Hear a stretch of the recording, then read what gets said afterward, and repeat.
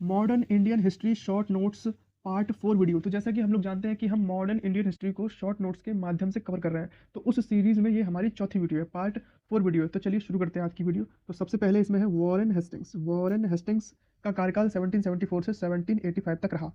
प्रशासनिक सुधार। Warren Hastings के प्रशासनिक सुधार, इन्होंने क्या किया, द्वैध शासन को समाप्त किया और राजकीय कोषागार का स्थानांतरण मुर्शिदाबाद से कलकत्ता किया। द्वैध शासन को समाप्त, द्वैध शासन को लागू किसने किया था बंगाल में? बंगाल में द्वैध शासन को लागू किसने किया था? तो बंगाल में द्वैध शासन को लागू किया था रॉबर्ट क्लाइव ने। कब? बक्सर के युद्ध के बाद। तो उस द्वैध शासन को हटाया किसने?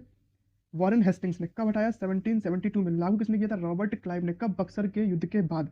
ठीक है, तो ये हो गया। अगला है सुरक्षा प्रकोष्ठ की नीति। रिंग फेंस पॉलिसी अपनाई। रिंग फेंस पॉलिसी अपनाई। 1772 में बंगाल के गवर्नर बने। 1772 में बंगाल के गवर्नर बने। उसके बाद इन्होंने द्वैध शासन को समाप्त किया और 1774 में बंगाल के प्रथम गवर्नर जनरल बने। पहले बने बंगाल के गवर्नर, फिर 1772 में बने बंगाल के गवर्नर, 1774 में बने बंगाल के प्रथम गवर्नर जनरल। प्रथम आंग्ल मराठा युद्ध। इनके समय में प्रथम आंग्ल मराठा युद्ध हुआ। आंग्ल मराठा युद्ध, सूरत की संधि कब हुई? सूरत की संधि हुई थी 1775 में। सूरत की संधि हुई थी 1775 में। फिर प्रथम आंग्ल मराठा युद्ध शुरू हुआ और प्रथम आंग्ल मराठा युद्ध सालबाई की संधि 1782 में समाप्त हुआ। सालबाई की संधि द्वारा 1782 में समाप्त हुआ। तो वॉरेन हेस्टिंग्स पर महाभियोग, इम्पीचमेंट चलाया गया था इन पर। 1788 से 1795 के दौरान मुकदमा चलाया गया। इसके बाद अगले गवर्नर जनरल कौन बने? Lord Cornwallis. लॉर्ड कॉर्नवालिस का कार्यकाल था 1786 से 1793। 1805 में गवर्नर जनरल ऑफ बंगाल बने। इनका सबसे जो इंपॉर्टेंट काम था वो था स्थायी बंदोबस्त, परमानेंट सेटलमेंट। 1793 में बंगाल में लागू किया। परमानेंट सेटलमेंट 1793 में बंगाल में लागू किया। किसने किया? लॉर्ड कॉर्नवालिस ने। कार्यकाल क्या है? 1786 से 1793। सिविल सेवा के जनक के रूप में जाने जाते हैं। तो आज जो सिविल सेवा है, सिविल सर्विसेज इन इंडिया, पहले इसको आईसीएस बोला जाता था, इंडियन सिविल सर्विसेज को हम आज सिविल सर्विसेज एग्जाम बोलते हैं। इसमें आईएएस और आईपीएस बनते हैं, जो यूपीएससी इसका एग्जाम कंडक्ट कराता है। तो सिविल सेवा के जनक के रूप में किसे जाना जाता है? लॉर्ड कॉर्नवालिस को। आगे देखते हैं। शक्ति के पृथक्करण का सिद्धांत। शक्ति के पृथक्करण का सिद्धांत लागू किया। शक्ति के पृथक्करण का सिद्धांत लागू किया। Separation of the power, separation of power, जिसपे आज जो हमारा कॉन्स्टिट्यूशन है वो भी इसी इसी सिद्धांत पर काम करता है, सेपरेशन ऑफ पावर, शक्ति के पृथक्करण के सिद्धांत पर। तो शक्ति के पृथक्करण का सिद्धांत किसने लागू किया? लॉर्ड कॉर्नवालिस ने। इनकी मृत्यु यूपी के गाजीपुर में हुई, वहीं पर इनकी कब्र भी है, वहीं पर इनकी कब्र भी है। अगले आते हैं लॉर्ड वेलेजली। लॉर्ड वेलेजली 1798 से 1805।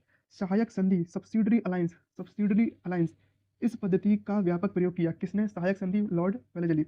सहायक संधि को अपनाने वाला पहला राज्य कौन था? हैदराबाद, 1798।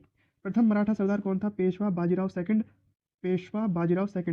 जिससे बसीन की संधि की गई थी। लॉर्ड वेलेजली द्वारा, और उसको सहायक संधि उसके बाद जो प्रथम जो मराठा सरदार थे पेशवा बाजीराव सेकंड, उन्होंने इस संधि को अपनाया। ठीक है, आगे देखते हैं सहायक संधि स्वीकार करने वाले राज्य। सहायक संधि स्वीकार करने वाले राज्य, सहायक संधि स्वीकार करने वाले राज्य। तो 1798 से 1800 के बीच में तुम्हें पता है हैदराबाद।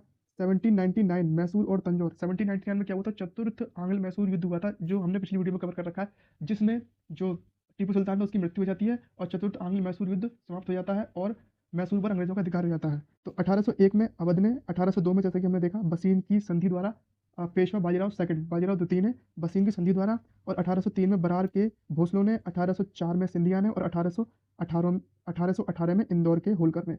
1818 में इंदौर के होलकर ने। आगे देखते हैं द्वितीय आंग्ल मराठा युद्ध। 1803 से 1805। देवगांव की संधि 1803 और राजघाट की संधि द्वारा समाप्त हुआ। लॉर्ड हेस्टिंग्स 1813 से 1823। 1823 से 1823। लॉर्ड हेस्टिंग्स के कार्यकाल में क्या हुआ?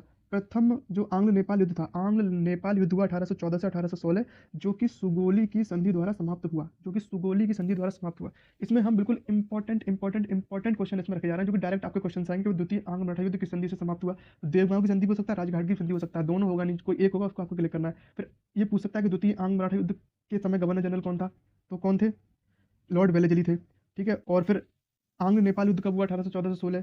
किस संधि द्वारा समाप्त हुआ? सुगोली की संधि द्वारा समाप्त। गवर्नर जनरल कौन थे? Lord Hastings. फिर होता है तृतीय आंग्ल मराठा युद्ध। तृतीय आंग्ल मराठा युद्ध 1817 से 1818 पूना की संधि द्वारा समाप्त। पूना की संधि द्वारा समाप्त। और 1818 में पेशवा बाजीराव सेकंड जिसने सहायक संधि को अपनाया था, उसके बाद 1818 में पेशवा के पद को खत्म कर दिया जाता है और मराठा साम्राज्य ऑफिशियली खत्म हो जाता है। उसके बाद जो मराठा साम्राज्य पर जो अधिकार हो जाता है वो अंग्रेजों का हो जाता है। तो उसके बाद अगला जो स्टेप अंग्रेजों का था वो था महाराजा रंजीत सिंह की तरफ। महाराजा रंजीत सिंह की तरफ। तो यहाँ से ये हो गया। अब अगले आते हैं विलियम बेंटिक 1828। विलियम बेंटिक का कार्यकाल कब तक रहा? 1828 से 1835। भारत के प्रथम गवर्नर जनरल बने। भारत के प्रथम गवर्नर जनरल बने। भारत के प्रथम गवर्नर जनरल कौन बने? Lord William Bentinck.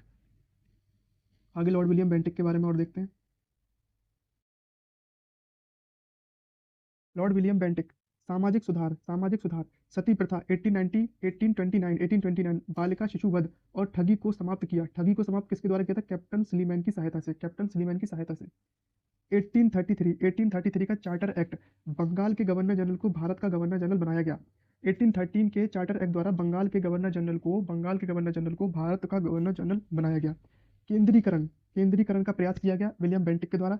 भारत में अंग्रेजी शिक्षा का आरंभ हुआ। भारतीय रियासतों के प्रति तटस्थता की नीति अपनाई। और 1843 समस्त ब्रिटिश भारत से दासता यानी कि गुलामी दासता को अवैध घोषित किया गया। दासता को अवैध घोषित किया गया।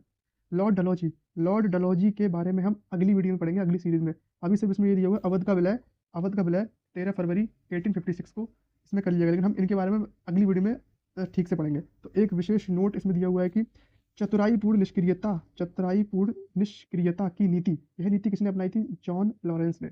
चतुराईपूर्ण निष्क्रियता की नीति किसने अपनाई थी? जॉन लॉरेंस ने। तो हमारी modern Indian history short notes की ये चौथी वीडियो थी।